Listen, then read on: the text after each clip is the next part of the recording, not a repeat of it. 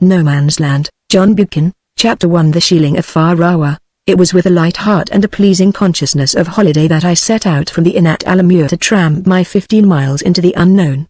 I walked slowly, for I carried my equipment on my back, my basket, flybooks and rods, my plaid of Grant tartan, for I boast myself a distant kinsman of that house, and my great staff, which had tried ere then the front of the steeper Alps.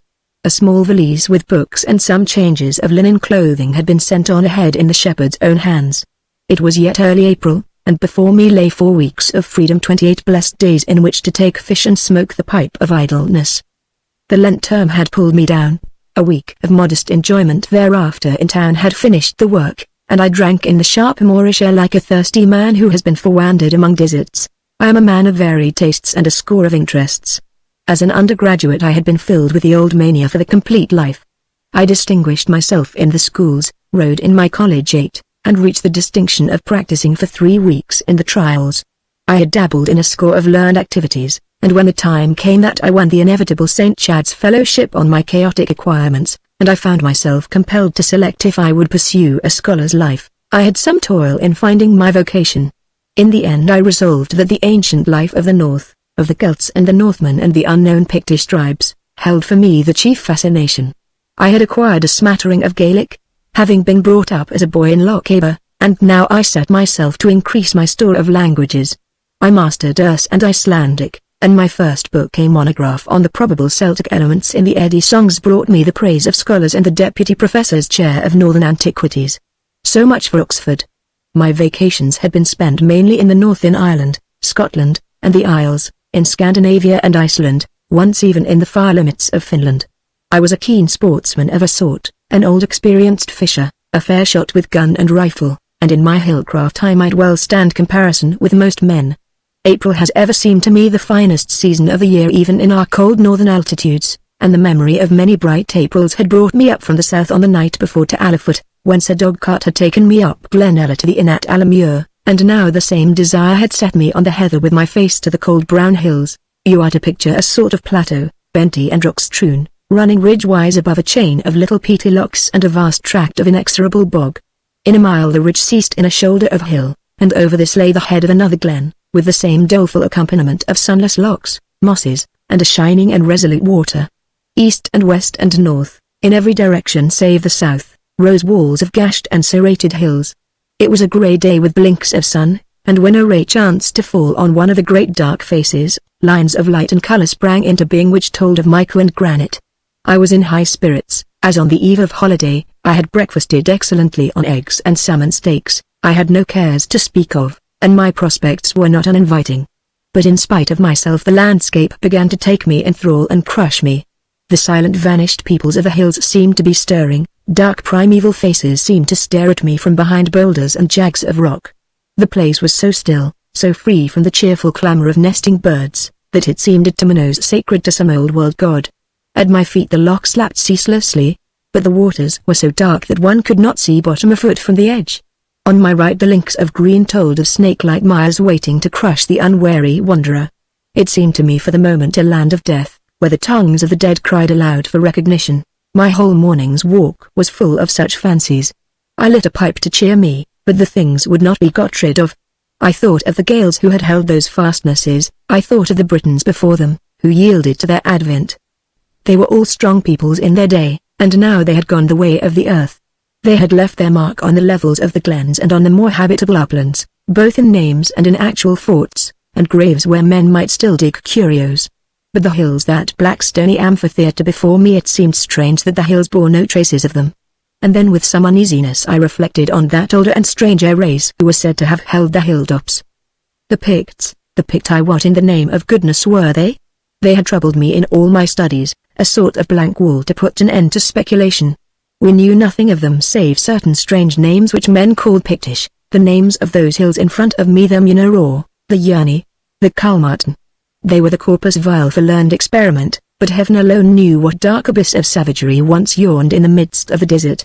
And then I remember the crazy theories of a pupil of mine at St. Chad's, the son of a small landowner on the Aller, a young gentleman who had spent his substance too freely at Oxford, and was now dreeing his weird in the backwoods. He had been no scholar, but a certain imagination marked all his doings, and of a Sunday night he would come and talk to me of the North. The Picts were his special subject, and his ideas were mad. "Listen to me," he would say, when I had mixed him toddy and given him one of my cigars. "I believe there are traces, and more than traces of an old culture lurking in those hills and waiting to be discovered. We never hear of the Picts being driven from the hills. The Britons drove them from the lowlands, the Gaels from Ireland did the same for the Britons, but the hills were left unmolested. We hear of no one going near them except outlaws and tinklers. And in that very place you have the strangest mythology. Take the story of the Brownie. What is that but the story of a little swart man of uncommon strength and cleverness, who does good and ill indiscriminately, and then disappears?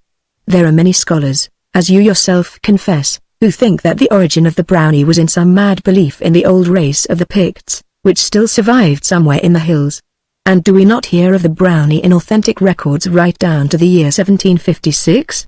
After that, when people grew more incredulous, it is natural that the belief should have begun to die out, but I do not see why stray traces should not have survived till late. Do you not see what that means? I had said in mock gravity. Those same hills are, if anything, less known now than they were 100 years ago. Why should not your Picts or Brownies be living to this day? Why not, indeed? He had rejoined, in all seriousness. I laughed, and he went to his rooms and returned with a large leather-bound book. It was lettered, in the rococo style of a young man's taste, Glimpses of the Unknown, and some of the said glimpses he proceeded to impart to me. It was not pleasant reading, indeed. I had rarely heard anything so well fitted to shatter sensitive nerves. The early part consisted of folk tales and folk sayings, some of them wholly obscure, some of them with a glint of meaning, but all of them with some hint of a mystery in the hills. I heard the Brownie story in countless versions. Now the thing was a friendly little man, who wore grey breeches and lived on brose. Now he was a twisted being, the sight of which made the ewes miscarry in the lambing time. But the second part was the stranger, for it was made up of actual tales, most of them with date and place appended. It was a most bedlamite catalogue of horrors, which, if true, made the wholesome moors a place instinct with tragedy. Some told of children carried away from villages, even from towns, on the verge of the uplands. In almost every case they were girls, and the strange fact was their utter disappearance. 2 little girls would be coming home from school, would be seen last by a neighbor just where the road crossed a patch of heath or entered a wood, and then no human eye ever saw them again. Children's cries had startled outlying shepherds in the night, and when they had rushed to the door they could hear nothing but the night wind. The instances of such disappearances were not very common, perhaps once in 20 years, but they were confined to this one tract of country, and came in a sort of fixed progression from the middle of last century, when the record began. But this was only one side of the history. The latter part was all devoted to a chronicle of crimes which had gone unpunished, seeing that no hand had ever been traced. The list was fuller in last century. In the earlier years of the present it had dwindled, then came a revival about the 50s, and now again in our own time it had sunk low. At the little cottage of Auchterbrian, on the roadside in Glenalla, a labourer's wife had been found pierced to the heart. It was thought to be a case of a woman's jealousy, and her neighbour was accused, convicted, and hanged. The woman, to be sure, denied the charge with her last breath, but circumstantial evidence seemed sufficiently strong against her. Yet some people in the glen believed her guiltless. In particular, the carrier who had found the dead woman declared that the way in which her neighbor received the news was a sufficient proof of innocence, and the doctor who was first summoned professed himself unable to tell with what instrument the wound had been given. But this was all before the days of expert evidence, so the woman had been hanged without scruple. Then there had been another story of peculiar horror, telling of the death of an old man at some little lonely shieling called Carrickfee. But at this point I had risen in protest, and made to drive the young idiot from my room. It was my grandfather who collected most of them, he said. He had theories, 1, 2, but people called him mad, so he was wise enough to hold his tongue. My father declares the whole thing mania, but I rescued the book, had it bound, and added to the collection. It is a queer hobby, but, as I say, I have theories, and there are more things in heaven and earth. But at this he heard a friend's voice in the quad, and dived out, leaving the banal quotation unfinished. Strange though it may seem, this madness kept coming back to me as I crossed the last few miles of moor. I was now on a rough tableland, the watershed between 2 lochs, and beyond and above me rose the stony backs of the hills. The burns fell down in a chaos of granite boulders, and huge slabs of grey stone lay flat and tumbled in the heather. The full waters looked prosperously for my fishing, and I began to forget all fancies in anticipation of sport. Then suddenly in a hollow of land I came on a ruined cottage. It had been a very small place, but the walls were still half erect, and the little moorland garden was outlined on the turf. A lonely apple tree, twisted and gnarled with winds, stood in the midst. From higher up on the hill I heard a loud roar, and I knew my excellent friend the shepherd of Farawa, who had come thus far to meet me. He greeted me with the boisterous embarrassment which was his way of prefacing hospitality. A grave reserved man at other times, on such occasions he thought it proper to relapse into hilarity. I fell into step with him, and we set off for his dwelling. But first I had the curiosity to look back to the tumble-down cottage and ask him its name. A queer look came into his eyes. "They ca' the place Carrickfee," he said. "Nobody has doried abide there this 20 years sin, but I see ye ken the story." And, as if glad to leave the subject, he hastened to discourse on fishing. Chapter 2 tells of an evening's talk. The shepherd was a masterful man, tall, save for the stoop which belongs to all moorland folk, and active as a wild goat. He was not a new importation, nor did he belong to the place, for his people had lived in the remote borders, and he had come as a boy to this shieling of Farawa. He was unmarried, but an elderly sister lived with him and cooked his meals. He was reputed to be extraordinarily skillful in his trade. I know for a fact that he was in his way a keen sportsman, and his few neighbors gave him credit for a sincere piety. Doubtless this last report was due in part to his silence, for after his first greeting he was wont to relapse into a singular taciturnity. As we strode across the heather he gave me a short outline of his year's lambing. 5 pair o' twins yestreen, 20 this morn, that makes 35 yows that he lambed since the Sabbath. I'll die weel if God's willin'. Then, as I looked towards the hilltops whence the thin mist of morn was trailing, he followed my gaze. "See," he said with uplifted crook, "see that sicht? Is that no what is written of in the Bible when it says, 'The mountains do smoke'?"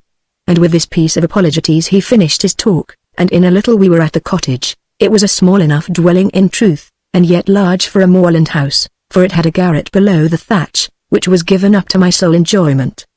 Below was the wide kitchen with box beds, and next to it the inevitable second room, also with its cupboard sleeping places. The interior was very clean, and yet I remember to have been struck with a faint musty smell which is inseparable from moorland dwellings. The kitchen pleased me best, for the great rafters were black with peat-reek, and the uncovered stone floor, on which the fire gleamed dully, gave an air of primeval simplicity. But the walls spoiled all, for tawdry things of today had penetrated even there. Some grocer's almanacs years old hung in places of honor, and an extraordinary lithograph of the royal family in its youth. And this, mind you, between crooks and fishing rods and old guns, and horns of sheep and deer, the life for the first day or two was regular and placid. I was up early, breakfasted on porridge, a dish which I detest, and then off to the lochs and streams. At first my sport prospered mightily. With a drake wing I killed a salmon of 17 pounds, and the next day had a fine basket of trout from a hill burn. Then for no earthly reason the weather changed. A bitter wind came out of the northeast, bringing showers of snow and stinging hail, and lashing the waters into storm. It was now farewell to fly fishing. For a day or two I tried trolling with the minnow on the lochs, but it was poor sport, for I had no boat, and the edges were soft and mossy. Then in disgust I gave up the attempt, went back to the cottage, lit my biggest pipe, and sat down with a book to await the turn of the weather. The shepherd was out from morning till night at his work, and when he came in at last, dog-tired, his face would be set and hard, and his eyes heavy with sleep. The strangeness of the man grew upon me. He had a shrewd brain beneath his thatch of hair, for I had tried him once or twice, and found him abundantly intelligent. He had some smattering of an education, like all Scottish peasants, and, as I have said, he was deeply religious. I set him down as a fine type of his class, sober, serious, keenly critical, free from the bondage of superstition. But I rarely saw him, and our talk was chiefly in monosyllables, short interjected accounts of the number of lambs dead or alive on the hill. Then he would produce a pencil and notebook, and be immersed in some calculation, and finally he would be revealed sleeping heavily in his chair, till his sister wakened him, and he stumbled off to bed. So much for the ordinary course of life.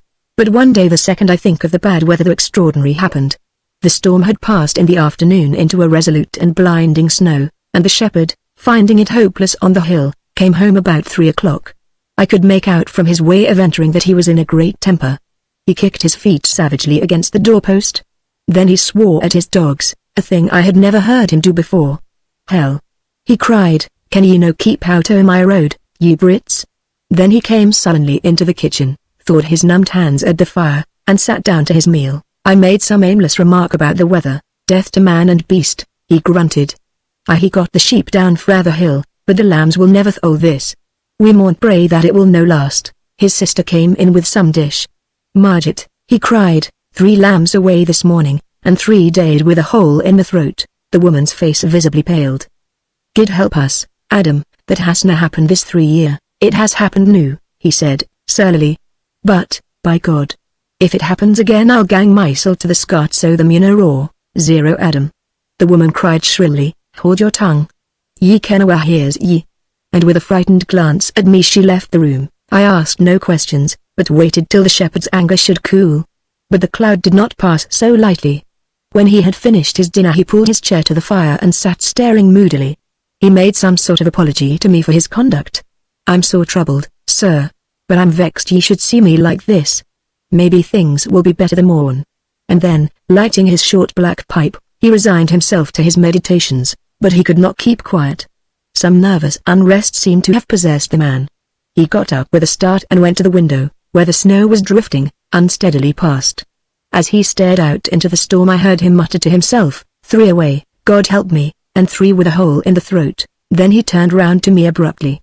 I was jotting down notes for an article I contemplated in the Revue Celtique, so my thoughts were far away from the present. The man recalled me by demanding fiercely, do you believe in God? I gave him some sort of answer in the affirmative. Then do you believe in the devil? He asked. The reply must have been less satisfactory, for he came forward, and flung himself violently into the chair before me. What do ye ken about it? He cried. You that bides in a southern town, what can ye ken o' the God that works in the hills and the devil the manifold devils that he suffers to bide here? I tell ye, man, that if ye had seen what I have seen ye would be on your knees at this moment praying to God to pardon your unbelief. There are devils at the back o' every stain and hidden in every clook, and it's by the grace o' God alone that a man is alive upon the earth. His voice had risen high and shrill, and then suddenly he cast a frightened glance towards the window and was silent. I began to think that the man's wits were unhinged, and the thought did not give me satisfaction. I had no relish for the prospect of being left alone in this moorland dwelling with the cheerful company of a maniac. But his next movements reassured me. He was clearly only dead tired, for he fell sound asleep in his chair, and by the time his sister brought tea and wakened him, he seemed to have got the better of his excitement. When the window was shuttered and the lamp lit, I set myself again to the completion of my notes. The shepherd had got out his Bible, and was solemnly reading with one great finger travelling down the lines. He was smoking, and whenever some text came home to him with power he would make pretence to underline it with the end of the stem. Soon I had finished the work I desired, and, my mind being full of my pet hobby, I fell into an inquisitive frame of mind, and began to question the solemn man opposite on the antiquities of the place. He stared stupidly at me when I asked him concerning monuments or ancient weapons. I kenna, said he. There's a heap o' queer things in the hills. This place should be a centre for such relics. You know that the name of the hill behind the house, as far as I can make it out, means the place of the little men. It is a good Gaelic word, though there is some doubt about its exact interpretation. But clearly the Gaelic peoples did not speak of themselves when they gave a name, they must have referred to some older and stranger population. The shepherd looked at me dully, as not understanding. It is partly this fact besides the fishing, of course, which interests me in this countryside, said I, gaily. Again he cast the same queer frightened glance towards the window. If tak the advice of an older man, he said, slowly, ye'll let well alane and no meddle wi' uncanny things. I laughed pleasantly, for at last I had found out my hard-headed host in a piece of childishness. Why, I thought that you of all men would be free from superstition. What do ye call superstition? He asked. A belief in old wives' tales, said I, a trust in the crude supernatural and the patently impossible. He looked at me beneath his shaggy brows. How do ye ken what is impossible? Mind ye, sir, ye are no in the town just now, but in the thick of the wild hills. But, hang it all, man, I cried, you don't mean to say that you believe in that sort of thing? I am prepared for many things up here, but not for the brownie comma though. To be sure, if one could meet him in the flesh, it would be rather pleasant than otherwise, for he was a companionable sort of fellow. When a thing pits the fear o' death on a man I speaks well of it. It was true the humanides and the good folk over again, and I awoke with interest to the fact that the conversation was getting into strange channels. The shepherd moved uneasily in his chair. I am a man that fears God, and has nae time for daft stories, but I haven travelled the hills for 20 years wi' my een shut. If I say that I could tell ye stories o' faces seen in the mist, and queer things that have knocked against me in the snow, would ye believe me? I wager ye wouldna. Ye would say I had been drunk, and yet I am a God-fearing temperate man. He rose and went to a cupboard, unlocked it, and brought out something in his hand, which he held out to me. I took it with some curiosity, and found that it was a flint arrowhead, clearly a flint arrowhead, and yet like none that I had ever seen in any collection. For one thing it was larger, and the barb less clumsily thick. More, the chipping was new, or comparatively so. This thing had not stood the wear of 1500 years among the stones of the hillside. Now there are, I regret to say, institutions which manufacture primitive relics, but it is not hard for a practiced eye to see the difference. The chipping has either a regularity and a balance which is unknown in the real thing, or the rudeness has been overdone, and the result is an implement incapable of harming a mortal creature. But this was the real thing if it ever existed, and yet I was prepared to swear on my reputation that it was not half a century old. Where did you get this? I asked with some nervousness. I hear story about that, said the shepherd. Outside the door ye can see a muckle flat stain aside the buckets. One simmer night I was sitting the smoking till the dark, and I wager there was nothing on the stain then. But that same night I woke queer thoked, as if there were folk moving around the house, folk that didn't make muckle noise. I mind looking out o' the windy, and I could he sworn I saw something black moving among the heather and intil the buckets. Now I had maybe 60 lums that night, for I had to tack them many miles off in the early morning. Weel, when I gets up about 4 o'clock and gangs out, as I am passing the muckle stain I finds this bit arrow. That's come here in the night, says I, and I wondered a wee and put it in my pouch. But when I came to my folds what did I see? 5 o' my best hogs were away, and 3 were lying dead wi' a hole in their throat. Who in the world? I began. Dinna ask, said he. If I ain't started to spare about 3 maters, I would not keep my reason. Then that was what happened on the hill this morning, even see, and it has happened mair than ain't sin that time. It's the most uncanny slaughter, for sheep stealing I can understand, but no this pricking o' the pure beasts was ans. I kenna how they det either, for it's no way a knife or ony common tool. Have you never tried to follow the thieves, have I no? He asked, grimly. It had been common sheep stealers I would he had them by the heels, though I had followed them 100 miles. But this is no common.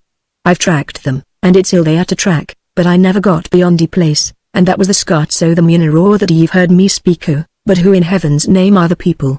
Tinkerers or poachers or what, eh, said he, dryly. Even so. Tinkerers and poachers why walk with stain arrows and kill sheep by a hole in their throat. Lord, I kenna what they are, unless the Muckledale himsel. The conversation had passed beyond my comprehension. In this prosaic hard-headed man I had come on the dead rock of superstition and blind fear. That is only the story of the brownie over again, and he is an exploded myth, I said, laughing. Are ye the man that exploded it? Said the shepherd, rudely. I trow no, neither you nor ony ither. My bonny man, if ye lived the 12-month in the hills, ye would sing softer about exploded myths, as ye call them. I tell you what I would do, said I. If I lost sheep as you lose them, I would go up the Scots of the Muneroa and never rest till I had settled the question once and for all. I spoke hotly, for I was vexed by the man's childish fear. I dare say ye would, he said, slowly. But then I am no you, and maybe I ken myro what is in the Scots o' the Muneroa. Maybe I ken that Wilk, if he kenned it, would send ye back to the south country wi' your hurt in your mouth. But, as I say, I am no so brave as you, for I saw something in the first year o' my herding here which put the terror o' God on me, and makes me a fearfu' man to this day. Ye ken the story o' the Gudman o' Carrickfee? I nodded. Weel, I was the man that found him. I had seen the dead afore and I've seen them since. But never have I seen aught like the look in that man's een. What he saw at his death I may see the morn, so I walked before the Lord in fear. Then he rose and stretched himself.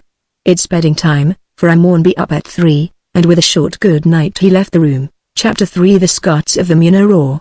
The next morning was fine, for the snow had been intermittent, and had soon melted except in the high corries. True, it was deceptive weather, for the wind had gone to the rainy southwest, and the masses of cloud on the horizon boded ill for the afternoon. But some days' inaction had made me keen for a chance of sport, so I rose with the shepherd and set out for the day. He asked me where I proposed to begin. I told him that Anne called the Loch o' the Threshes, which lies over the back of the Munro on another watershed. It is on the ground of the Riz forest, and I had fished it of old from the forest house. I knew the merits of the trout, and I knew its virtues in a southwest wind, so I had resolved to go thus far afield. The shepherd heard the name in silence. Your best road will be o'er that rig, and zine onto the water o' Calds. Keep aboon the moss till you come to the place they ca' the Nick o' the Threshes.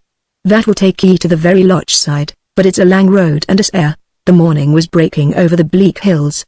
Little clouds drifted athwart the corries, and wisps of haze fluttered from the peaks. A great rosy flush lay over one side of the glen, which caught the edge of the sluggish bog pools and turned them to fire. Never before had I seen the mountain land so clear, for far back into the east and west I saw mountain tops set as close as flowers in the border, black crags seamed with silver lines which I knew for mighty waterfalls, and below at my feet the lower slopes fresh with the dewy green of spring. A name stuck in my memory from the last night's talk. Where are the Scots of the Munro? I asked. The shepherd pointed to the great hill which bears the name, and which lies, a huge mass, above the watershed. Do ye see yon coy at the east that runs stalked up the side? It looks a bit scart, but it's sea deep that it's side up at the bottom out. Wheel, at the tap o' the rig it meets and the coy that runs down the ither side, and that one they ca' the Scots. There is a sort o' burn in it that flows until the Dewland Sea until the Alla, and, indeed, if ye were gone there it wad be from Alla Glen that your best road wad lie. But it's an ill bit, and ye'll be scared if ye trit. There he left me and went across the glen, while I struck upwards over the ridge. At the top I halted and looked down on the wide glen of the Calds, which there is little better than a bog, but lower down grows into a green pastoral valley. The great Munro still dominated the landscape, and the black score on its side seemed blacker than before. The place fascinated me, for in that fresh morning air the shepherd's fears seemed monstrous. Some day, said I to myself, I will go and explore the whole of that mighty hill. Then I descended and struggled over the moss, found the Nick, and in 2 hours' time was on the loch's edge. I have little in the way of good to report of the fishing. For perhaps 1 hour the trout took well, after that they sulked steadily for the day. The promise, too, of fine weather had been deceptive. By midday the rain was falling in that soft soaking fashion which gives no hope of clearing. The mist was down to the edge of the water, and I cast my flies into a blind sea of white. It was hopeless work, and yet from a sort of ill temper I stuck to it long after my better judgment had warned me of its folly. At last, about 3 in the afternoon, I struck my camp, and prepared myself for a long and toilsome retreat, and long and toilsome it was beyond anything I had ever encountered. Had I had a vestige of sense I would have followed the burn from the loch down to the forest house. The place was shut up, but the keeper would gladly have given me shelter for the night. But foolish pride was too strong in me. I had found my road in mist before, and could do it again. Before I got to the top of the hill I had repented my decision. When I got there I repented it more. For below me was a dizzy chaos of grey, there was no landmark visible, and before me I knew was the bog through which the Calds water twined. I had crossed it with some trouble in the morning, but then I had light to pick my steps. Now I could only stumble on, and in 5 minutes I might be in a bog hole, and in 5 more in a better world, but there was no help to be got from hesitation, so with a rueful courage I set off. The place was if possible worse than I had feared. Wading up to the knees with nothing before you but a blank wall of mist and the cheerful consciousness that your next step may be your last, such was my state for 1 weary mile. The stream itself was high, and rose to my armpits, and once and again I only saved myself by a violent leap backwards from a pitiless green slough. But at last it was past, and I was once more on the solid ground of the hillside. Now, in the thick weather I had crossed the glen much lower down than in the morning, and the result was that the hill on which I stood was one of the giants which, with the Munro for centre, guard the watershed. Had I taken the proper way, the Nick o' the Threshes would have led me to the Calds, and then once over the bog a little ridge was all that stood between me and the glen of Far Rawa. But instead I had come the wild cross-country road, and was now, though I did not know it, nearly as far from my destination as at the start. Well for me that I did not know, for I was wet and dispirited, and had I not fancied myself all but home, I should scarcely have had the energy to make this last ascent. But soon I found it was not the little ridge I had expected. I looked at my watch and saw that it was 5 o'clock. When, after the weariest climb, I lay on a piece of level ground which seemed the top, I was not surprised to find that it was now 7. The darkening must be at hand, and sure enough the mist seemed to be deepening into a greyish black. I began to grow desperate. Here was I on the summit of some infernal mountain, without any certainty where my road lay. I was lost with a vengeance, and at the thought I began to be acutely afraid. I took what seemed to me the way I had come, and began to descend steeply. Then something made me halt, and the next instant I was lying on my face trying painfully to retrace my steps. For I had found myself slipping, and before I could stop, my feet were dangling over a precipice with heaven alone knows how many yards of sheer mist between me and the bottom. Then I tried keeping the ridge, and took that to the right, which I thought would bring me nearer home. It was no good trying to think out a direction, for in the fog my brain was running round, and I seemed to stand on a pinpoint of space where the laws of the compass had ceased to hold.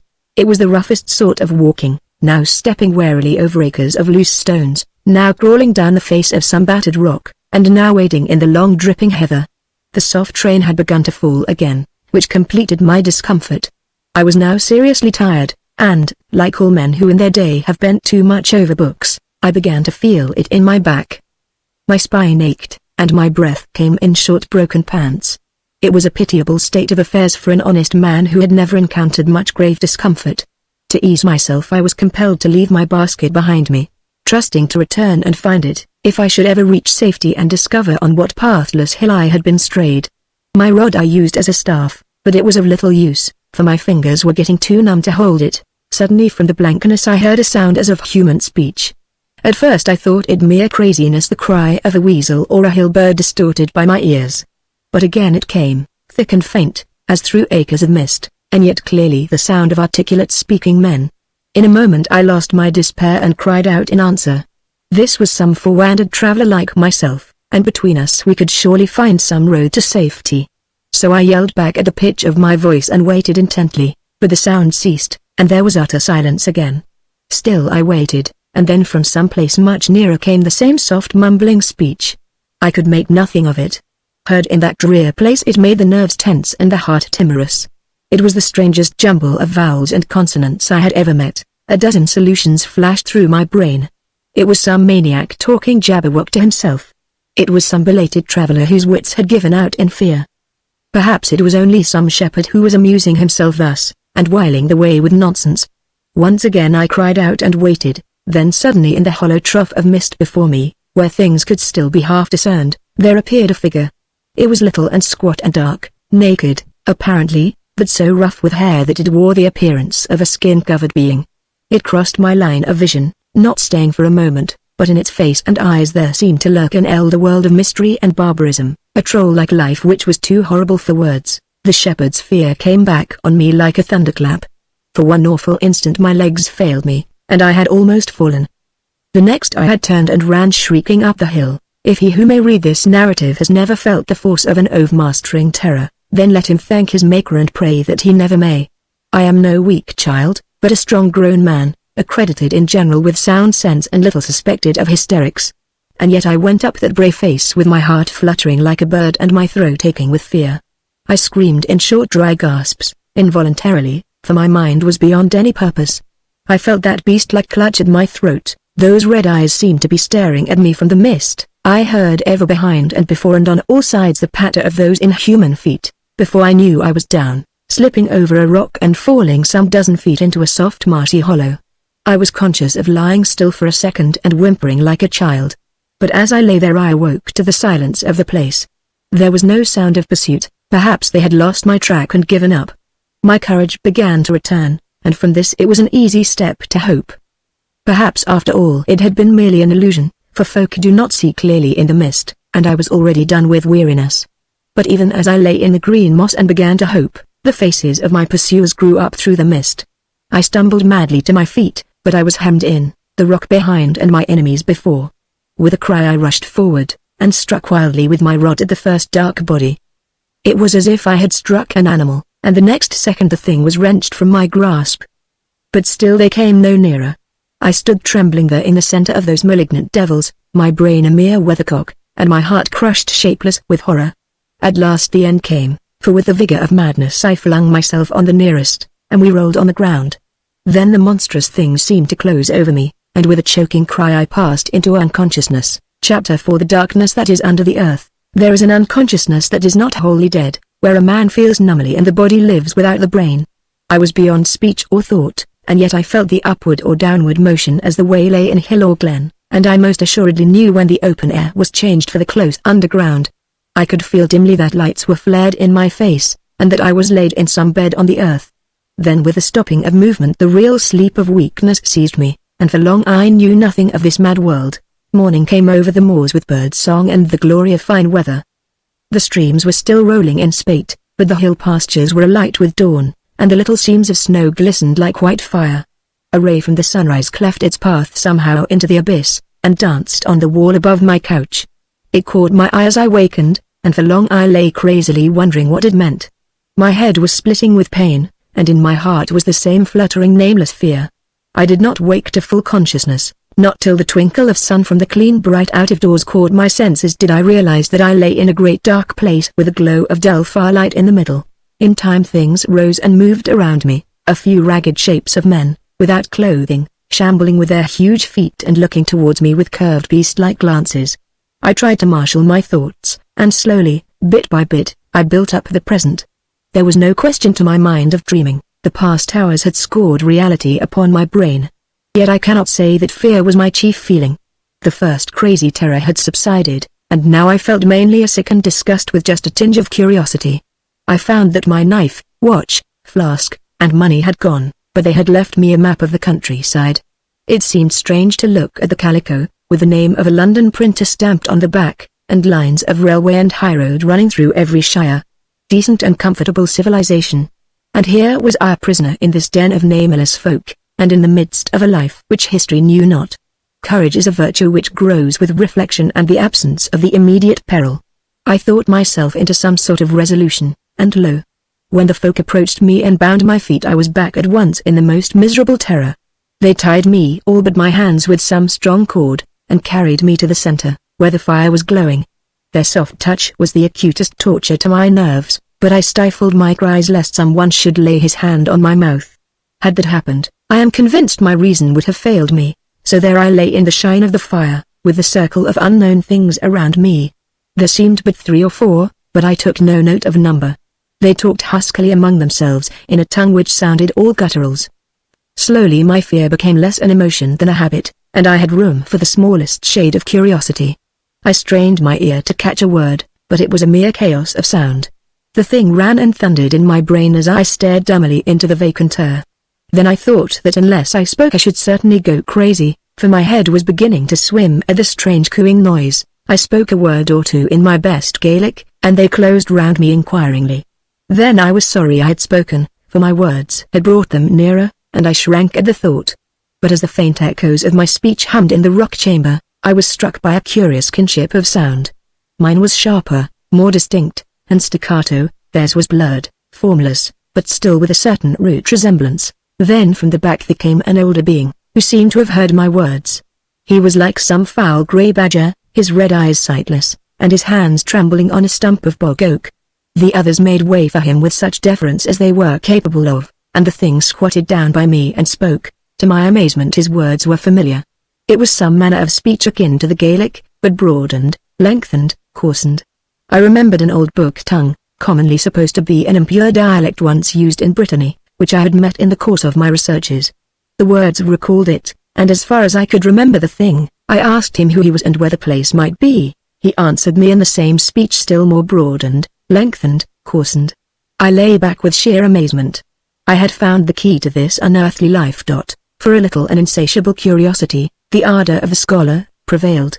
I forgot the horror of the place, and thought only of the fact that here before me was the greatest find that scholarship had ever made. I was precipitated into the heart of the past.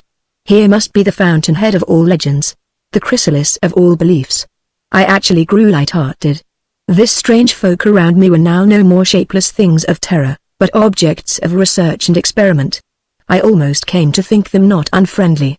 For an hour I enjoyed the highest of earthly pleasures. In that strange conversation I heard in fragments and suggestions the history of the craziest survival the world has ever seen. I heard of the struggles with invaders, preserved as it were in a sort of shapeless poetry. There were bitter words against the Gaelic oppressor, bitterer words against the Saxon stranger, and for a moment ancient hatreds flared into life. Then there came the tale of the hill refuge, the morbid hideous existence preserved for centuries amid a changing world. I heard fragments of old religions, primeval names of god and goddess, half understood by the folk, but to me the key to 100 puzzles. Tales which survived to us in broken disjointed riddles were intact here in living form. I lay on my elbow and questioned feverishly. At any moment they might become morose and refuse to speak. Clearly it was my duty to make the most of a brief good fortune, and then the tale they told me grew more hideous. I heard of the circumstances of the life itself and their daily shifts for existence. It was a murderous chronicle, a history of lust and rapine and unmentionable deeds in the darkness. One thing they had early recognized, that the race could not be maintained within itself, so that ghoulish carrying away of little girls from the lowlands began, which I had heard of but never credited. Shut up in those dismal holes, the girls soon died, and when the new race had grown up the plunder had been repeated. Then there were bestial murders in lonely cottages, done for God knows what purpose. Sometimes the occupant had seen more than was safe, sometimes the deed was the mere exuberance of a lust of slaying. As they abbled their tales my heart's blood froze, and I lay back in the agony of fear. If they had used the others thus, what way of escape was open for myself? I had been brought to this place, and not murdered on the spot. Clearly there was torture before death in store for me, and I confess I quailed at the thought. But none molested me. The elders continued to jabber out their stories, while I lay tense and deaf. Then to my amazement food was brought and placed beside me almost with respect. Clearly my murder was not a thing of the immediate future. The meal was some form of mutton, perhaps the shepherd's last use, and a little smoking was all the cooking it had got. I strove to eat, but the tasteless morsels choked me. Then they set drink before me in a curious cup, which I seized on eagerly, for my mouth was dry with thirst. The vessel was of gold, rudely formed, but of the pure metal, and a coarse design in circles ran round the middle. This surprised me enough, but a greater wonder awaited me. The liquor was not water, as I had guessed, but a sort of sweet ale, a miracle of flavor. The taste was curious, but somehow familiar. It was like no wine I had ever drunk, and yet I had known that flavor all my life. I sniffed at the brim, and there rose a faint fragrance of thyme and heather honey and the sweet things of the moorland. I almost dropped the thing in my surprise, for here in this rude place I had stumbled upon that lost delicacy of the north, the heather ale. For a second I was entranced with my discovery, and then the wonder of the cup claimed my attention. Was it a mere relic of pillage, or had this folk some hidden mine of the precious metal? Gold had once been common in these hills.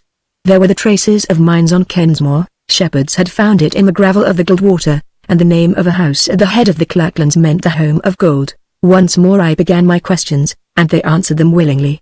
There and then I heard that secret for which May had died in old time, the secret of the heather ale. They told of the gold in the hills, of corries where the sand gleamed and abysses where the rocks were veined. All this they told me, freely, without a scruple. And then, like a clap, came the awful thought that this, too, spelled death. These were secrets which this race aforetime had guarded with their lives. They told them generously to me because there was no fear of betrayal. I should go no more out from this place. The thought put me into a new sweat of terror, not at death, mind you, but at the unknown horrors which might precede the final suffering. I lay silent, and after binding my hands they began to leave me and go off to other parts of the cave. I dozed in the horrible half-swoon of fear, conscious only of my shaking limbs, and the great dull glow of the fire in the center. Then I became calmer. After all, they had treated me with tolerable kindness, I had spoken their language, which few of their victims could have done for many a century. It might be that I found favor in their eyes. For a little I comforted myself with this delusion, till I caught sight of a wooden box in a corner. It was of modern make, one such as grocers used to pack provisions in. It had some address nailed on it, and a nameless curiosity compelled me to creep thither and read it. A torn and weather-stained scrap of paper, with the nails at the corner rusty with age, but something of the address might still be made out. Amid the stains my feverish eyes read, to Mr. M. Carrickfee, by Allowfoot Station. The ruined cottage in the hollow of the waste with the single gnarled apple tree was before me in a twinkling. I remembered the shepherd's shrinking from the place and the name, and his wild eyes when he told me of the thing that had happened there. I seemed to see the old man in his moorland cottage, thinking no evil, the sudden entry of the nameless things, and then the eyes glazed in unspeakable terror. I felt my lips dry and burning. Above me was the vault of rock, in the distance I saw the fire glow and the shadows of shapes moving around it. My fright was too great for inaction, so I crept from the couch, and silently, stealthily, with tottering steps and bursting heart, I began to reconnoiter, but I was still bound, my arms tightly, my legs more loosely, but yet firm enough to hinder flight. I could not get my hands at my leg straps, still less could I undo the manacles. I rolled on the floor, seeking some sharp edge of rock, but all had been worn smooth by the use of centuries. Then suddenly an idea came upon me like an inspiration. The sounds from the fire seemed to have ceased, and I could hear them repeated from another and more distant part of the cave. The folk had left their orgy round the blaze, and at the end of the long tunnel I saw its glow fall unimpeded upon the floor. Once there, I might burn off my fetters and be free to turn my thoughts to escape. I crawled a little way with much labor. Then suddenly I came abreast an opening in the wall, through which a path went. It was a long straight rock cutting, and at the end I saw a gleam of pale light. It must be the open air. The way of escape was prepared for me, and with a prayer I made what speed I could towards the fire. I rolled on the verge, but the fuel was peat, and the warm ashes would not burn the cords. In desperation I went farther, and my clothes began to singe, while my face ached beyond endurance. But yet I got no nearer my object. The strips of hide warped and cracked, but did not burn. Then in a last effort I thrust my wrists bodily into the glow and held them there. In an instant I drew them out with a groan of pain, scarred and sore, but to my joy with the band snapped in one place. Weak as I was, it was now easy to free myself, and then came the untying of my legs. My hands trembled, my eyes were dazed with hurry, and I was longer over the job than need have been. But at length I had loosed my cramped knees and stood on my feet, a free man once more. I kicked off my boots, and fled noiselessly down the passage to the tunnel mouth. Apparently it was close on evening, for the white light had faded to a pale yellow. But it was daylight, and that was all I sought, and I ran for it as eagerly as ever runner ran to a goal. I came out on a rock shelf, beneath which a moraine of boulders fell away in a chasm to a dark loch. It was all but night, but I could see the gnarled and fortressed rocks rise in ramparts above, and below the unknown screes and cliffs which make the side of the Munro a place only for foxes and the fowls of the air. The first taste of liberty is an intoxication, and assuredly I was mad when I leapt down among the boulders. Happily at the top of the gully the stones were large and stable, else the noise would certainly have discovered me. Down I went, slipping, praying, my charred wrists aching, and my stockinged feet wet with blood. Soon I was in the jaws of the cleft, and a pale star rose before me. I have always been timid in the face of great rocks, and now, had not an awful terror been dogging my footsteps, no power on earth could have driven me to that descent. Soon I left the boulders behind, and came to long spouts of little stones, which moved with me till the hillside seemed sinking under my feet. Sometimes I was face downwards, once and again I must have fallen for yards. Had there been a cliff at the foot, I should have gone over it without resistance, but by the providence of God the spout ended in a long curve into the heather of the bog. When I found my feet once more on soft boggy earth, my strength was renewed within me. A great hope of escape sprang up in my heart. For a second I looked back. There was a great line of shingle with the cliffs beyond, and above all the unknown blackness of the cleft. There lay my terror, and I set off running across the bog for dear life. My mind was clear enough to know my road. If I held round the loch in front I should come to a burn which fed the Farawa stream, on whose banks stood the shepherd's cottage. The loch could not be far. Once at the Farawa I would have the light of the shieling clear before me. Suddenly I heard behind me, as if coming from the hillside, the patter of feet. It was the sound which white hares make in the winter time on a noiseless frosty day as they patter over the snow. I have heard the same soft noise from a herd of deer when they change their pastures. Strange that so kindly a sound should put the very fear of death in my heart. I ran madly, blindly, yet thinking shrewdly. The loch was before me. Somewhere I had read or heard, I do not know where, that the brutish aboriginal races of the north could not swim. I myself swam powerfully. Could I but cross the loch I should save 2 miles of a desperate country. There was no time to lose, for the patter was coming nearer, and I was almost at the loch's edge. I tore off my coat and rushed in. The bottom was mossy, and I had to struggle far before I found any depth. Something plashed in the water before me, and then something else a little behind. The thought that I was a mark for unknown missiles made me crazy with fright, and I struck fiercely out for the other shore. A gleam of moonlight was on the water at the burn's exit, and thither I guided myself.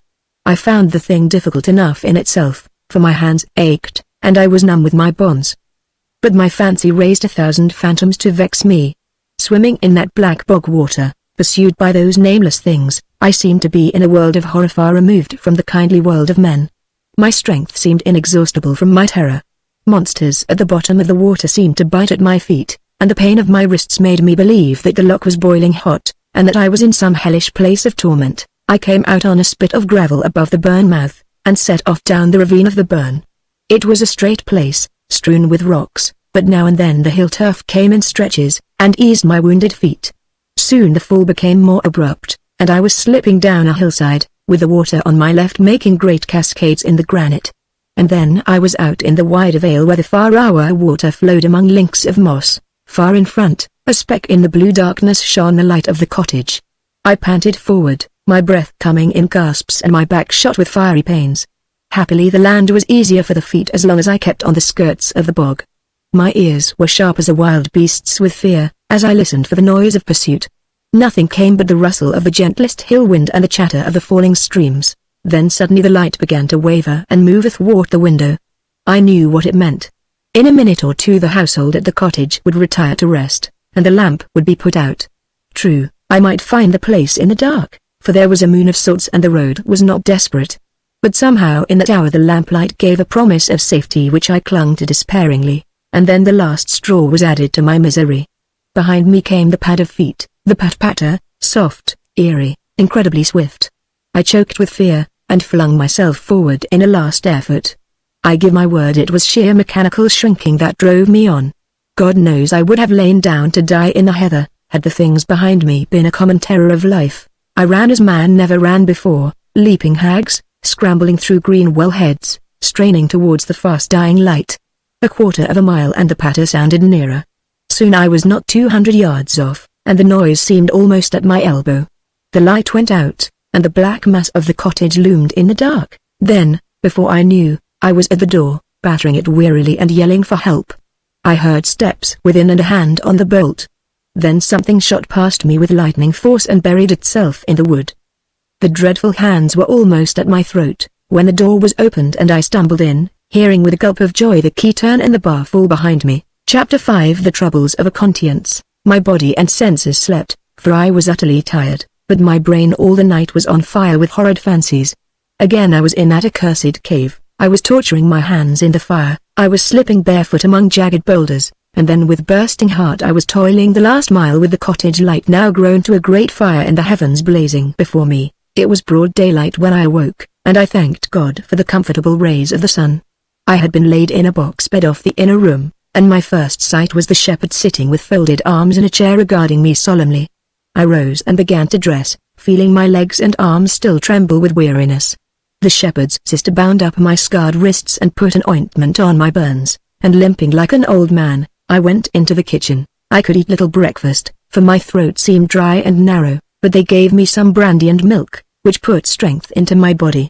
All the time the brother and sister sat in silence, regarding me with covert glances. "Ye have been delivered from the jaws o' the pit," said the man at length. "See that," and he held out to me a thin shaft of flint. "I found that in the door this morning." I took it, let it drop, and stared vacantly at the window. My nerves had been too much tried to be roused by any new terror. Out of doors it was fair weather, flying gleams of April sunlight and the soft colors of spring. I felt dazed, isolated, cut off from my easy past and pleasing future, a companion of horrors and the sport of nameless things. Then suddenly my eye fell on my books heaped on a table, and the old distant civilization seemed for the moment inexpressibly dear. "I must go at once. And you must come too. You cannot stay here. I tell you it is death. If you knew what I know you would be crying out with fear. How far is it to Alamure?" 15 miles, and then 10 down Glenalla to Alafoot, and then the railway. "We must go together while it is daylight, and perhaps we may be untouched. But quick, there is not a moment to lose." And I was on my shaky feet, and bustling among my possessions. "I'll gang wi' ye to the station," said the shepherd, "for ye are clearly no fit to look after yourself. My sister will bide and keep the house. If nothing has touched us this 10 year, nothing will touch us the day. But you cannot stay." "You are mad," I began, but he cut me short with the words, "I trust in God. In any case let your sister come with us. I dare not think of a woman alone in this place." "I'll bide," said she. "I'm no feared as lang as I'm indoors and there's steeks on the windies." So I packed my few belongings as best I could, tumbled my books into a haversack, and, gripping the shepherd's arm nervously, crossed the threshold. The glen was full of sunlight. There lay the long shining links of the Farawa burn. The rough hills tumbled beyond, and far over all the scarred and distant forehead of the Munro. I had always looked on moorland country as the freshest on earth, clean, wholesome, and homely. But now the fresh uplands seemed like a horrible pit. When I looked to the hills my breath choked in my throat, and the feel of soft heather below my feet set my heart trembling. It was a slow journey to the inn at Alamure. For one thing, no power on earth would draw me within sight of the shieling of Carrickfee, so we had to cross a shoulder of hill and make our way down a difficult glen, and then over a treacherous moss. The locks were now gleaming like fretted silver, but to me, in my dreadful knowledge, they seemed more eerie than on that grey day when I came. At last my eyes were cheered by the sight of a meadow and a fence, then we were on a little by-road, and soon the fir woods and cornlands of Alec were plain before us. The shepherd came no farther, but with brief goodbye turned his solemn face hillwards. I hired a trap and a man to drive, and down the 10 miles of Glenalla I struggled to keep my thoughts from the past. I thought of the kindly south country, of Oxford, of anything comfortable and civilized. My driver pointed out the objects of interest as in duty bound, but his words fell on unheeding ears. At last he said something which roused me indeed to interest, the interest of the man who hears the word he fears most in the world. On the left side of the river there suddenly sprang into view a long gloomy cleft in the hills, with a vista of dark mountains behind, down which a stream of considerable size poured its waters. "That is the water road, Yule," said the man in a reverent voice. "A groundwater to fish, but dangerous to life, for it's a lins. Oh, at the Hyde they say there's a terrible wild place called the Scots o' Munro, that's a show there o' the muckle hill itself that ye see, but I've never been there, and I never kent ony man that had there. At the station, which is a mile from the village of Alafoot, I found I had some hours to wait on my train for the south.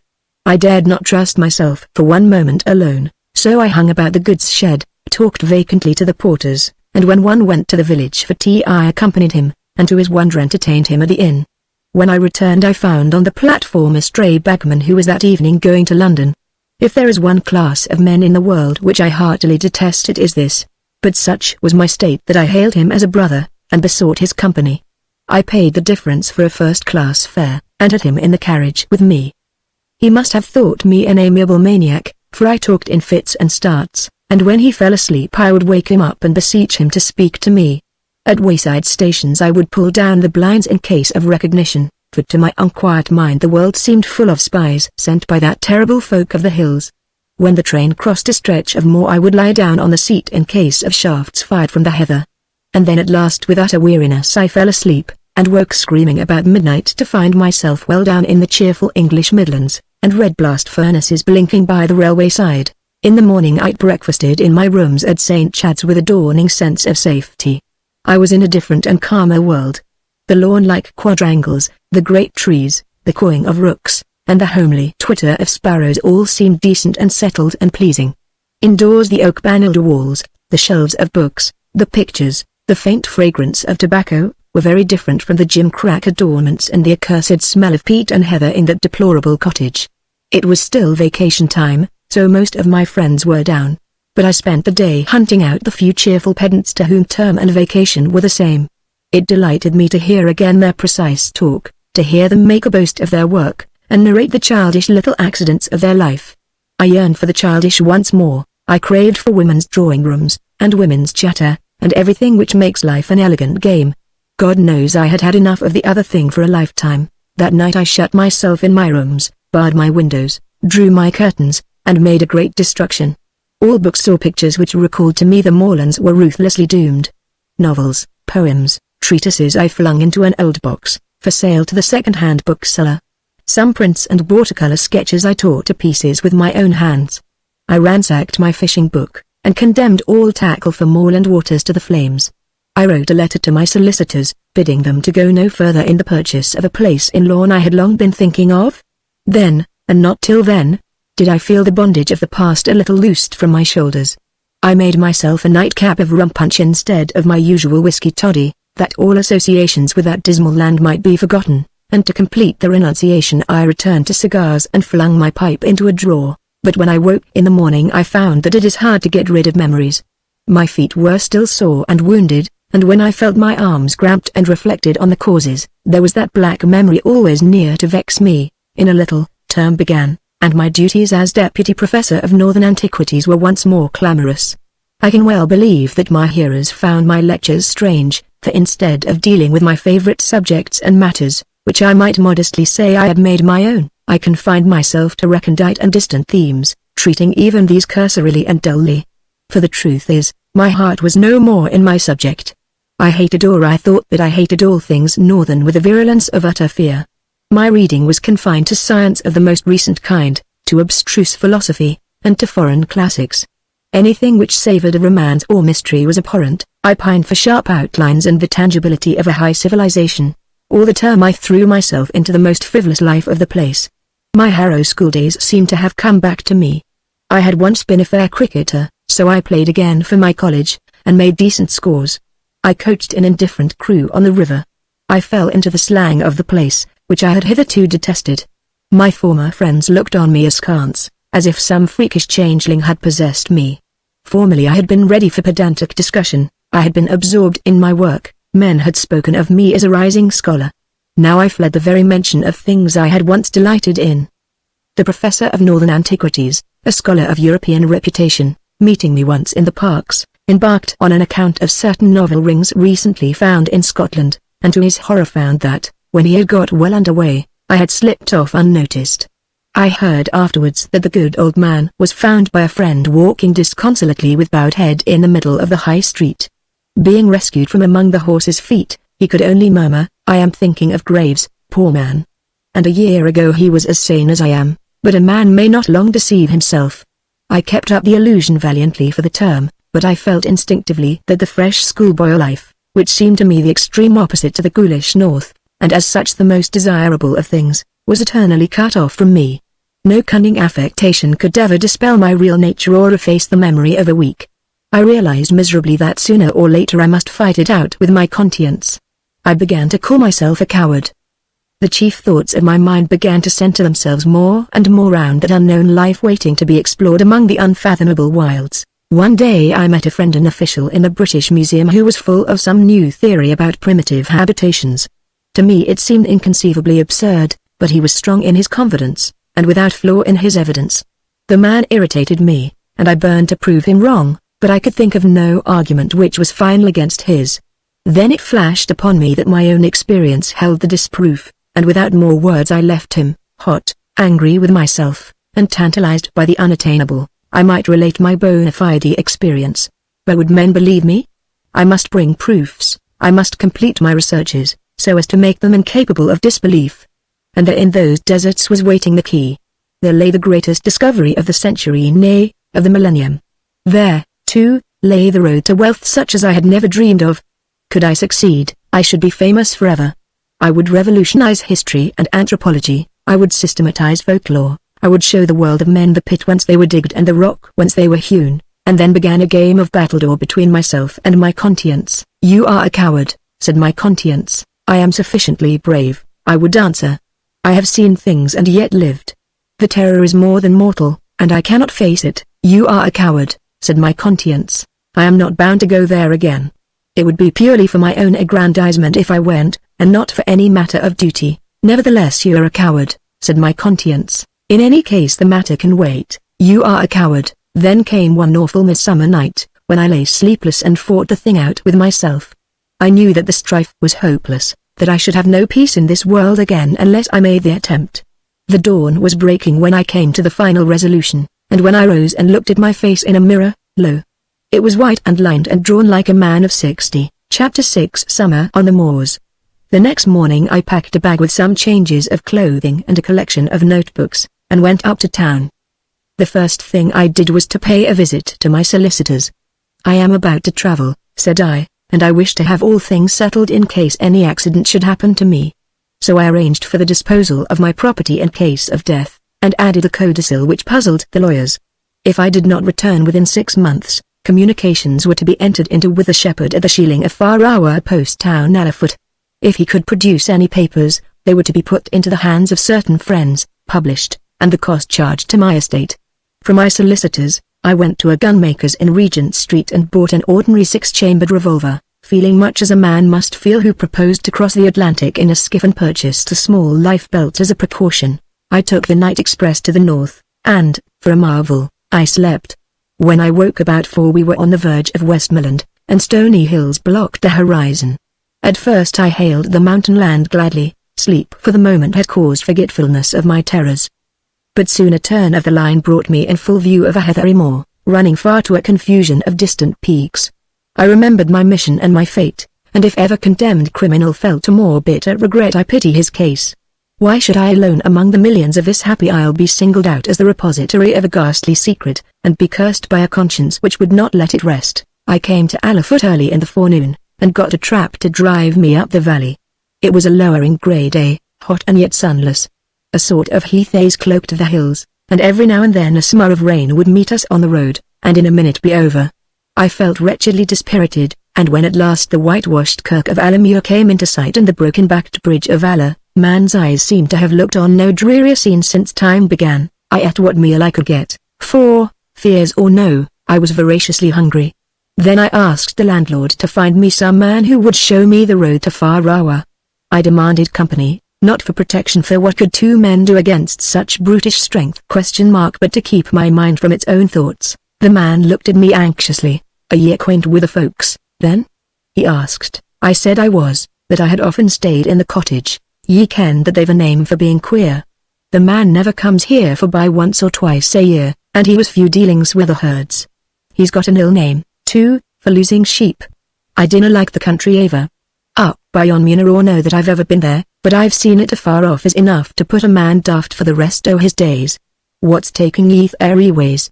It's no the time for the fishing. I told him that I was a botanist going to explore certain hill crevices for rare ferns. He shook his head, and then after some delay found me an ostler who would accompany me to the cottage. The man was a shock-headed, long-limbed fellow, with fierce red hair and a humorous eye. He talked sociably about his life, answered my hasty questions with deftness, and beguiled me for the moment out of myself. I passed the melancholy lochs, and came in sight of the great stony hills without the trepidation I had expected. Here at my side was one who found some humor even in those uplands. But one thing I noted which brought back the old uneasiness. He took the road which led us farthest from Carrickfee, and when to try him I proposed the other, he vetoed it with emphasis. After this his good spirits departed, and he grew distrustful. What makes ye a friend o' the herd at Far Rawa? He demanded a dozen times. Finally, I asked him if he knew the man, and had seen him lately. I dinna ken him, and I hadna seen him for years till a fortnight design, when Alamure saw him. He cam down one afternoon to the public house, and begood to drink. He had I been kent for a terrible godly kind o' a man, so ye may believe folk wondered at this. But when he had stuck to the drink for 20 days, and filled himself blind fu half a dozen times, he took a fit o' repentance, and raved and blethered about siccan a life as he led in the moors. There was some said he was speaking serious, but mayst thought it was Jewist daftness. And what did he speak about? I asked sharply. I canna very weel tell ye. It was about some kind o' bogle that lived in the Muir, that's the show the zot ye see yonder, and it seems that the bogle killed his sheep and frighted himself. He was bletherin', too, about something or somebody card grave, but oh, the man wasna wise.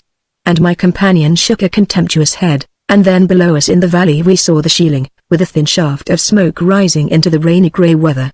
The man left me, sturdily refusing any fee. I wanted my legs stretched as well as you. A walk in the hills is neither here nor there to a stout man. When will ye be back, sir? The question was well timed. Tomorrow fortnight, I said, and I want somebody from Alamure come out here in the morning and carry some baggage. Will you see to that? He said and went off, while I scrambled down the hill to the cottage. Nervousness possessed me, and though it was broad daylight and the whole place lay plain before me, I ran pell-mell, and did not stop till I reached the door. The place was utterly empty. Unmade beds, unwashed dishes, a hearth strewn with the ashes of peat, and dust thick on everything, proclaimed the absence of inmates. I began to be horribly frightened. Had the shepherd and his sister, also, disappeared? Was I left alone in the bleak place, with a dozen lonely miles between me and human dwellings? I could not return alone. Better this horrible place than the unknown perils of the out-of-doors. Hastily I barricaded the door, and to the best of my power shuttered the windows, and then with dreary forebodings I sat down to wait on fortune. In a little I heard a long swinging step outside and the sound of dogs. Joyfully I opened the latch, and there was the shepherd's grim face waiting stolidly on what might appear. At the sight of me he stepped back. "What in the Lord's name are ye down here?" he asked. Didn't you get enough before? Come in, I said, sharply. I want to talk. In he came with those blessed dogs, what a comfort it was to look on their great honest faces. He sat down on the untidy bed and waited. I came because I could not stay away. I saw too much to give me any peace elsewhere. I must go back, even though I risk my life for it. The cause of scholarship demands it as well as the cause of humanity. Is that the news ye? He said. Well, I've more to tell ye. 3 weeks syne my sister Margit was lost, and I've never seen her more. My jaw fell, and I could only stare at him. I came home from the hill at nightfall and she was gone. I looked for her up hill and down, but I could never find her. Syne I think I went daft. I went to the scouts and hunted them up and down, but no sign could I see. The folk can bide quiet enough when they want. Syne I went to Alamure and drank my soul blind, me, that's a God-fearing man and saved soul, but the Lord help me, I didn't ken what I was at. That's my news, and day and night I wander the hills, seeking for what I canna find. But, man, are you mad? I cried. Surely there are neighbors to help you.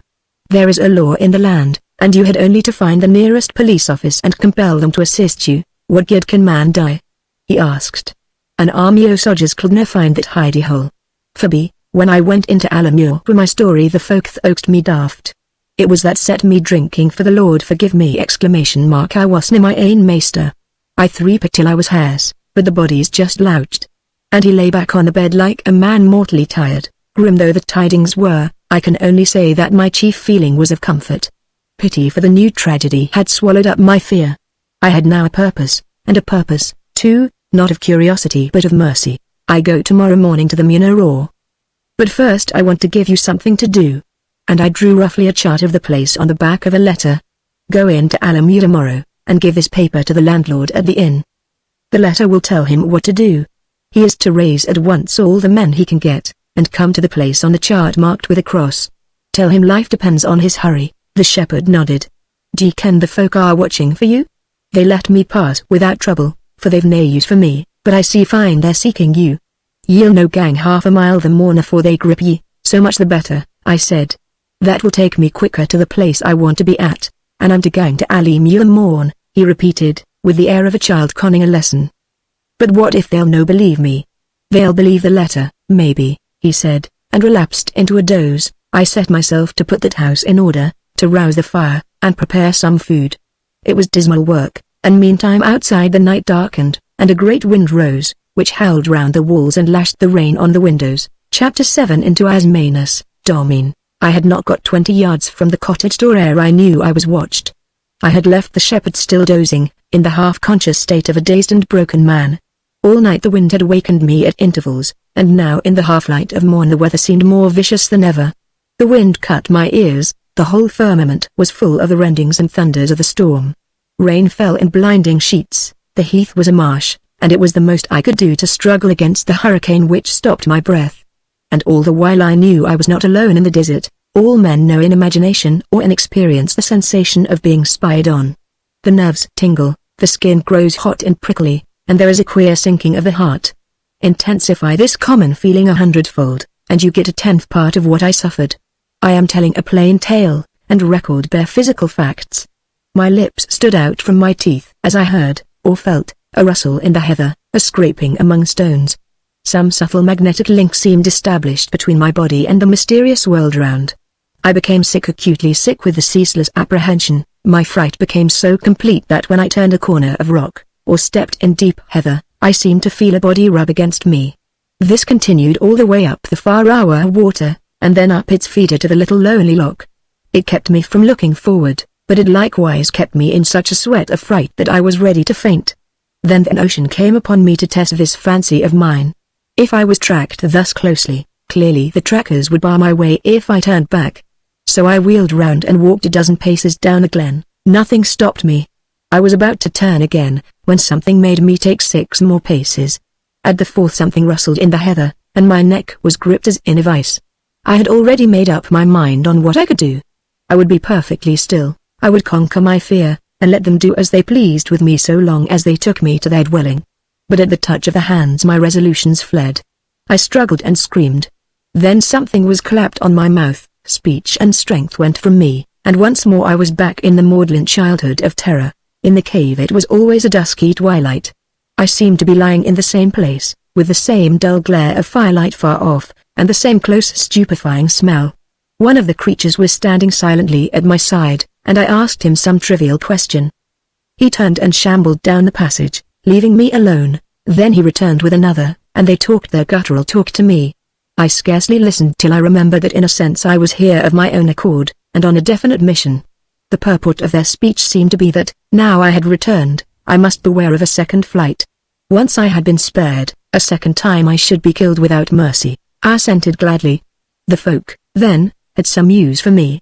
I felt my errand prospering. Then the old creature which I had seen before crept out of some corner and squatted beside me. He put a claw on my shoulder, a horrible, corrugated, skeleton thing, hairy to the fingertips and nailless. He grinned, too, with toothless gums, and his hideous old voice was like a file on sandstone. I asked questions, but he would only grin and jabber, looking now and then furtively over his shoulder towards the fire. I coaxed and humored him, till he launched into a narrative of which I could make nothing. It seemed a mere string of names, with certain words repeated at fixed intervals. Then it flashed on me that this might be a religious incantation.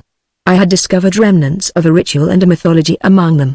It was possible that these were sacred days, and that I had stumbled upon some rude celebration. I caught a word or two and repeated them. He looked at me curiously. Then I asked him some leading question, and he replied with clearness. My guess was right.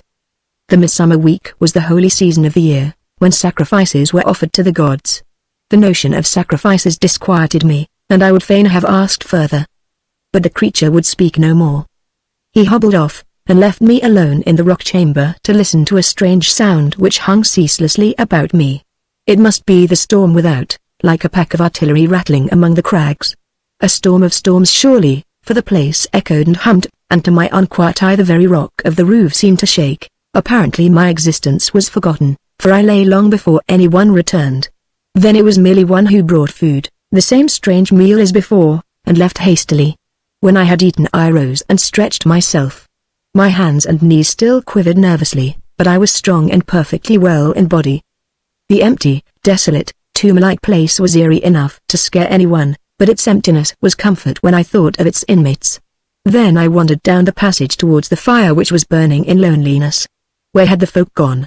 I puzzled over their disappearance. Suddenly sounds began to break on my ear, coming from some inner chamber at the end of that in which the fire burned. I could scarcely see for the smoke, but I began to make my way towards the noise, feeling along the sides of rock.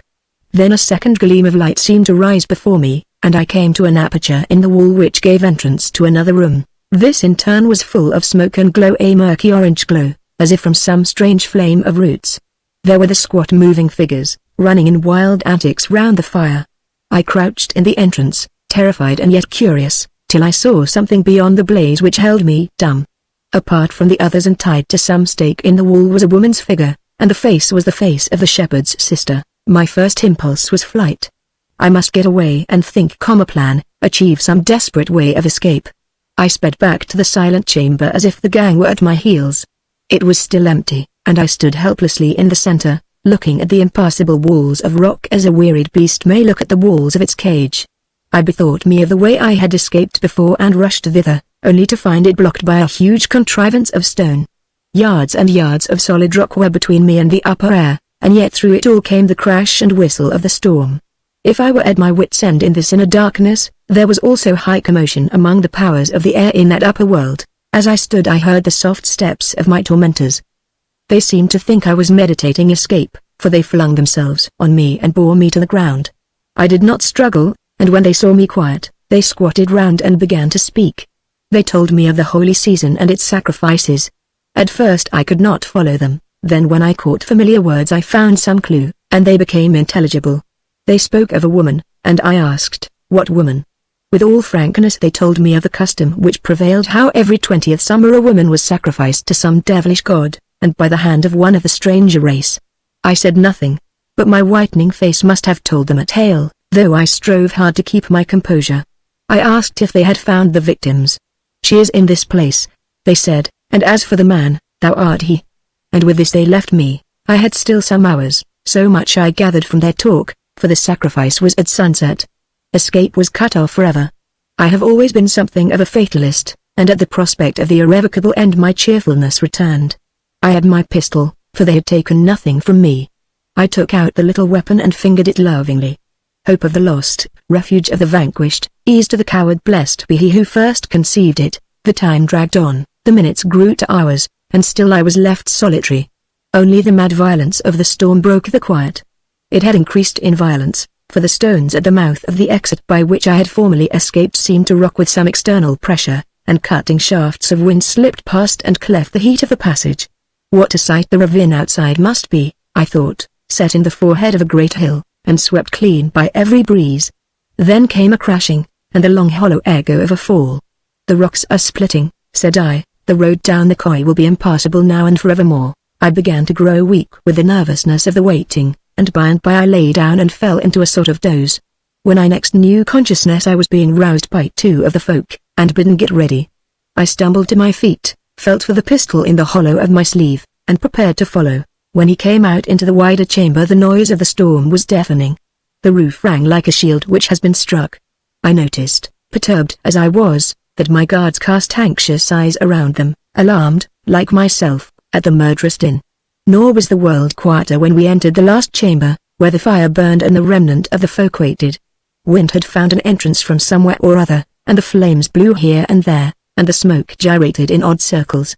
At the back, and apart from the rest, I saw the dazed eyes and the white old drawn face of the woman. They led me up beside her to a place where there was a rude flat stone, hollowed in the center, and on it a rusty iron knife, which seemed once to have formed part of a scythe blade.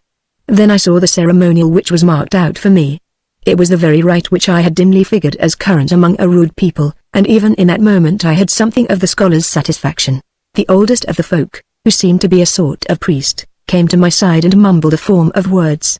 His fetid breath sickened me, his dull eyes, glassy like a brute's with age, brought my knees together.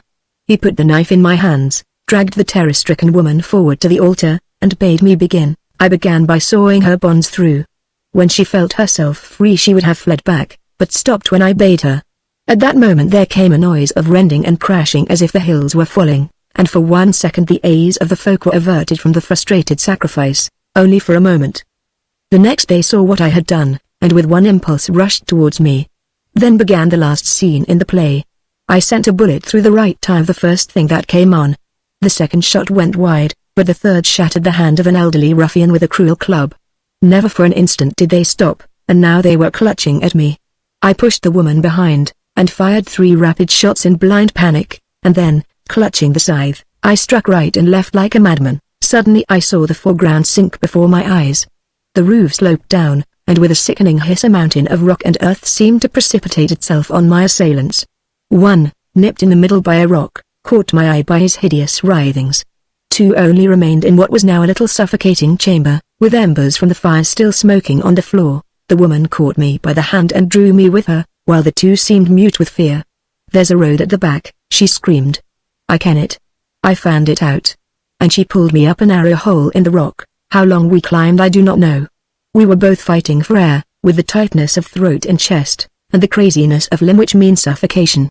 I cannot tell when we first came to the surface, but I remember the woman, who seemed to have the strength of extreme terror, pulling me from the edge of a crevasse and laying me on a flat rock. It seemed to be the depth of winter, with sheer falling rain and a wind that shook the hills. Then I was once more myself and could look about me.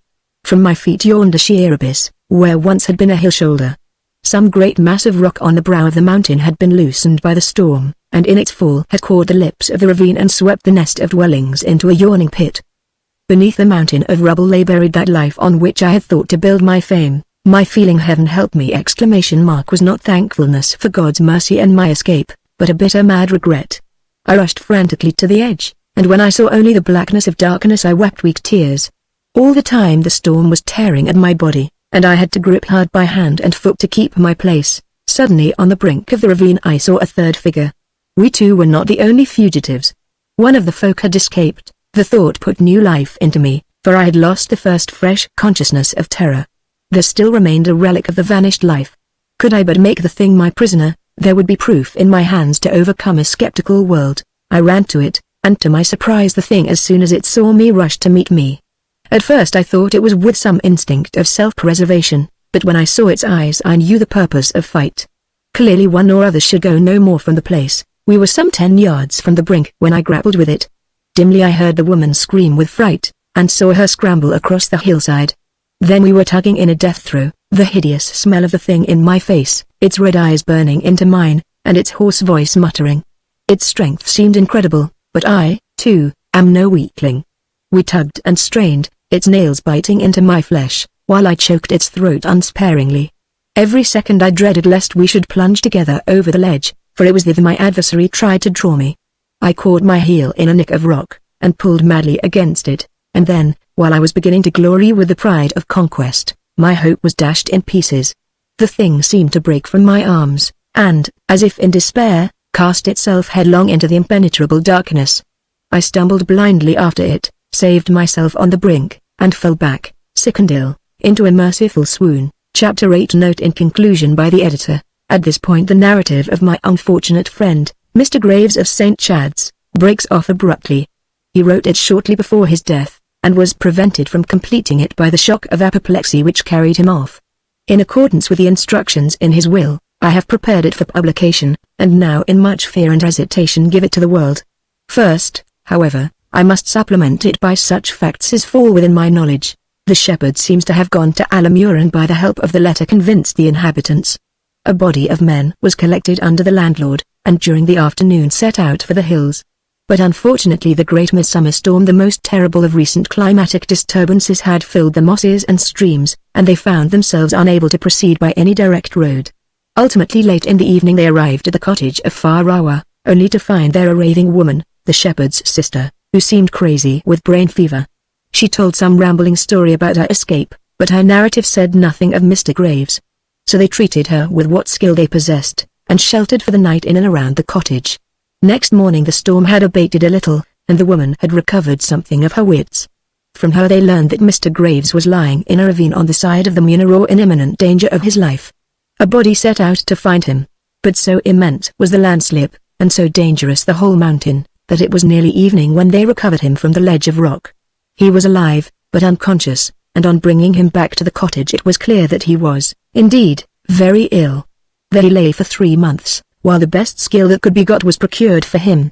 By dint of an uncommon toughness of constitution he survived, but it was an old and feeble man who returned to Oxford in the early winter. The shepherd and his sister immediately left the countryside, and were never more heard of, unless they are the pair of unfortunates who are at present in a Scottish pauper asylum, incapable of remembering even their names. The people who last spoke with them declared that their minds seemed weakened by a great shock, and that it was hopeless to try to get any connected or rational statement. The career of my poor friend from that hour was little short of a tragedy. He awoke from his illness to find the world incredulous. Even the country folk of Alamure set down the story to the shepherd's craziness and my friend's credulity. In Oxford his argument was received with polite scorn. An account of his experiences which he drew up for the Times was refused by the editor, and an article on primitive peoples of the North, embodying what he believed to be the result of his discoveries, was unanimously rejected by every responsible journal in Europe. Whether he was soured by such treatment, or whether his brain had already been weakened, he became a morose silent man, and for the 2 years before his death had few friends and no society. From the obituary notice in the Times I take the following paragraph, which shows in what light the world had come to look upon him. At the outset of his career he was regarded as a rising scholar in one department of archaeology, and his Taffet lectures were a real contribution to an obscure subject. But in afterlife he was led into fantastic speculations, and when he found himself unable to convince his colleagues, he gradually retired into himself, and lived practically a hermit's life till his death. His career, thus broken short, is a sad instance of the fascination which the recondite and the quack can exercise even on men of approved ability, and now his own narrative is published, and the world can judge as it pleases about the amazing romance. The view which will doubtless find general acceptance is that the whole is a figment of the brain, begotten of some harmless moorland adventure and the company of such religious maniacs as the shepherd and his sister. But some who knew the former sobriety and calmness of my friend's mind may be disposed timorously and with deep hesitation to another verdict. They may accept the narrative, and believe that somewhere in those moorlands he met with a horrible primitive survival, passed through the strangest adventure, and had his finger on an epoch-making discovery.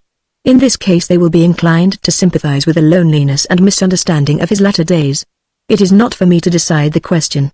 That which alone could bring proof is buried beneath 1,000 tons of rock in the midst of an untrodden desert.